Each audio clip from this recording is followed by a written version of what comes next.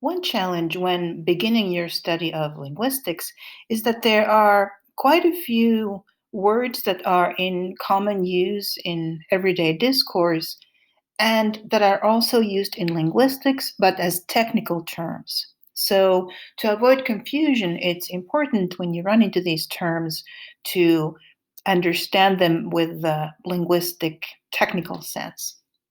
And one very key term is grammar. Before we get into this, let's step back just a moment. I want to point out to you the goal of this whole enterprise of linguistics. We are trying to create a model of language. So, when you know a language, what is it that you know? What does that look like? How is that information structured? And when I say a model, this is kind of similar to how uh, scientists in other disciplines build models of a natural system or something else to show how it works. What is it made of? And how do those parts function together? So, the water cycle, for example. So, similar to this, in linguistics, we are aiming to identify what the elements of language are. So, the sounds, sound systems, sentence patterns, the meanings of words, and several other elements. And we want to describe how they work together. How does the whole system work? That's what we are trying to do.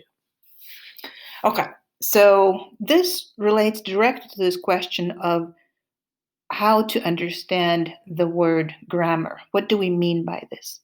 So it's particularly challenging because there's a common use for this in everyday discourse, and I'm using here the definition from language files.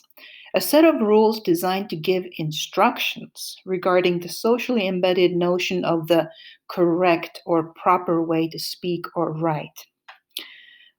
But I think the way that people understand that in everyday use is through the various connotations that it evokes, having to do with punctuation and spelling, maybe prestigious language, and I think a lot of connotations about being evaluated or judged as good or bad, right or wrong, and really more often as bad and wrong than good and right.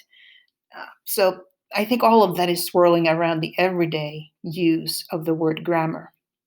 So that's not what we're going for in linguistics. What we mean by that is a grammar is an objective description of a speaker's knowledge of a language or a group of speakers' knowledge of a language. So that means that the grammar of one community's speech consists of all the patterns that members of that community actually use and consider normal. So nobody would raise an eyebrow when they hear these. How about some examples? So, on the prescriptive everyday discourse side, when people talk about something being grammatical, they would mean that somebody said or wrote, I don't have any, or Pat and I are friends.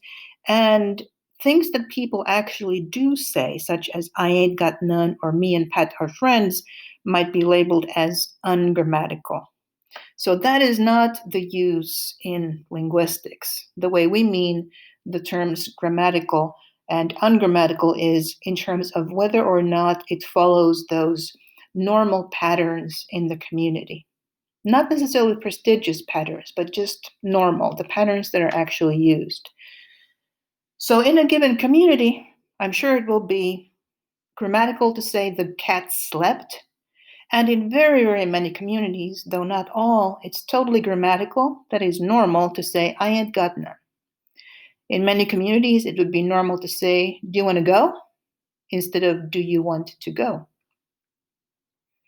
What would be ungrammatical in a given community? Well, many things. For example, cat the slept, I think, would be ungrammatical in all communities. And they are trying the hell to win is ungrammatical, not because the hell is in there, but because that's not how you use it. So maybe they would say they're trying to fucking win. That would be normal, right? But trying the hell to win, no, not a structure that is used. And of course, this is what we're going for. So every time you see grammar and grammatical in a linguistics text, it's talking about this the objective description, the structures that actually occur in some communities' language use.